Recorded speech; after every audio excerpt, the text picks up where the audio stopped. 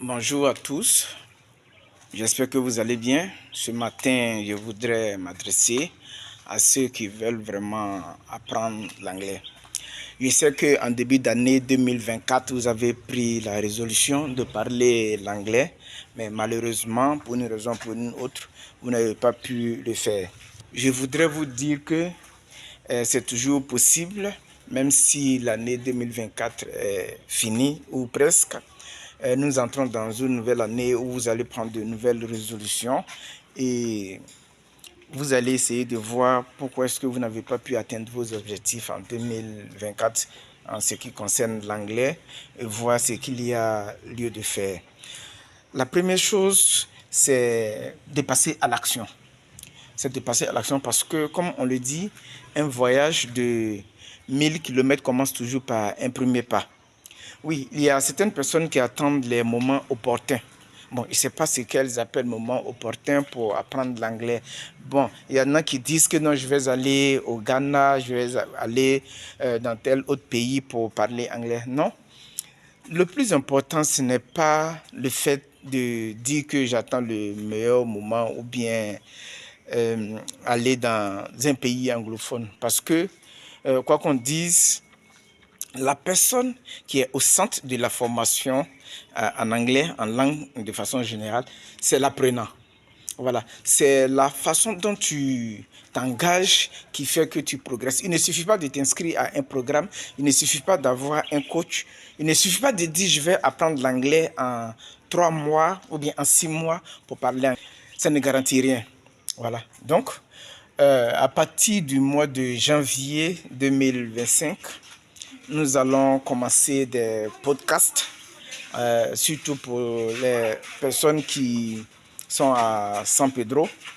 Voilà, nous allons organiser des podcasts où nous allons échanger nos expériences, nos difficultés et puis trouver ensemble des solutions. Parce que quoi qu'on dise, l'anglais est important, pour ne pas dire vraiment capital dans notre vie d'aujourd'hui. Parce que le monde est dynamique, le monde évolue, l'économie va avec. Et les choses, les façons de faire les choses changent, évoluent aussi. Donc, on a besoin chaque fois de nouvelles compétences, quel que soit le diplôme qu'on a, on a besoin de nouvelles compétences pour être opérationnel sur le terrain. Voilà. Donc, je vous exhorte à partir du mois de janvier à participer à ces podcasts-là. Je vais vous contacter pour ceux qui sont à San Pedro, faire la programmation.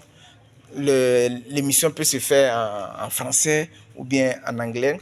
Surtout pour ceux qui sont déjà engagés, ne pensez pas qu'en 3 mois ou en 6, vous allez parler anglais comme vous le faites pour le français. Voilà, mais c'est un travail assidu, soutenu et régulier qui permet d'atteindre des résultats.